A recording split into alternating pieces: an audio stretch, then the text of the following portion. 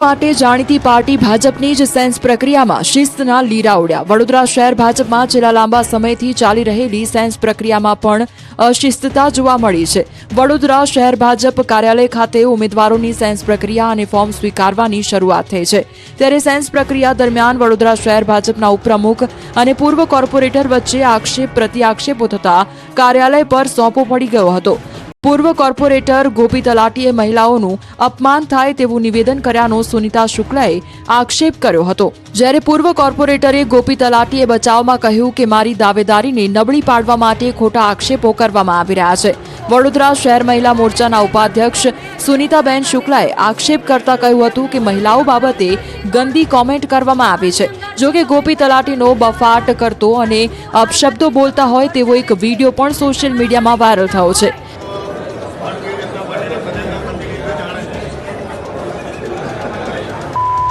ગોપી તલાટી બોલી રહ્યા છે કે અમને રાજકારણ શીખવાડે છે, સંગઠનની મર્યાદામાં છીએ નહીં તો કપડાં કાઢીને દોડાવવું। અને ગોપી તલાટી સાથે પૂર્વ મેયર ભરત શાહ, ડેપ્યુટી મેયર ચિરાગ બારોટ પણ ઉભા છે। મુદ્દો બિચકતા અન્ય નેતાઓએ બંને વચ્ચે પડી મામલો થાળે પાડ્યો હતો। આ રીતે ભાજપના નેતાઓ જાહેરમાં બાખડતા વડોદરા શહેર ભાજપમાં નવી ચર્ચાએ જોર પકડ્યું છે। આ માથાકૂટ વચ્ચે વડોદરા શહેર ભાજપ પ્રમુખ બનવા દાવેદારોનો રાફડો ફાટ્યો છે। શહેર જિલ્લામાં ભાજપ પ્રમુખ બનવા 50થી વધુ દાવેદારો મેદાનમાં આવ્યા। શહેર જિલ્લા ભાજપ પ્રમુખ બનવા દાવેદારોનો ફાટ્યો રાફડો। ભાજપના જિલ્લા પ્રમુખોની નિમણૂક માટે રાજ્યભરમાં ભાજપની સેન્સ પ્રક્રિયા યોજાઈ। સેન્સ પ્રક્રિયા 2 દિવસ માટે યોજાશે। જિલ્લા પ્રમુખો માટે કાર્યકરોએ દાવેદારી નોંધાવી છે। જિલ્લા મહાનગરોમાં સેન્સ પ્રક્રિયા પૂર્ણ થયા બાદ પ્રદેશ પ્રમુખની વરણી માટે કાર્યવાહી હાથ ધરાશે।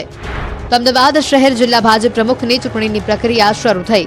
અમદાવાદ શહેરના ખાનપુર ખાતે નિરીક્ષક પ્રદીપ ખીમાણીની અધ્યક્ષતામાં સેન્સ પ્રક્રિયા ચાલી રહી છે।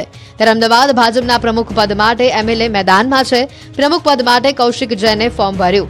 ખાનપુર ભાજપ કાર્યાલયમાં ધારાસભ્ય પહોંચ્યા। આ તરફ ગાંધીનગરમાં પણ સેન્સ પ્રક્રિયા યોજાઈ। જિલ્લા પ્રમુખો માટે કાર્યકરોએ દાવેદારી નોંધાવી। જિલ્લા મહાનગરોમાં સેન્સ પ્રક્રિયા પૂર્ણ થયા બાદ પ્રદેશ પ્રમુખની વરણી માટે કાર્યવાહી હાથ ધરાશે। શહેર ભાજપના નવા સુકાની માટે આજે નિરીક્ષકોની ટીમે સુરતમાં ધામા નાખ્યા। 3 પૂર્વ મેયર, 2 ભૂતપૂર્વ ડેપ્યુટી મેયર અને 1 માજી ધારાસભ્ય, 2 પૂર્વ સ્થાયી સમિતિના અધ્યક્ષ સહિતના આગેવાનો દાવેદારી કરે તેવી શક્યતા છે।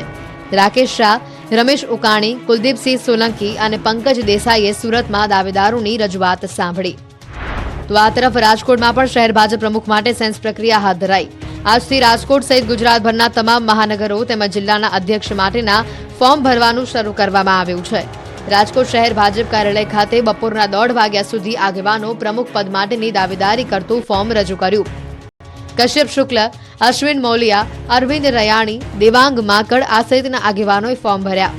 તો બીજી તરફ રાજકોટ જિલ્લાના અધ્યક્ષ પદ માટે વર્તમાન અધ્યક્ષ અલ્પેશ ઢોલરિયા ફરી વખત રિપીટ થાય તે પ્રકારની શક્યતા જોવામાં આવી રહી છે।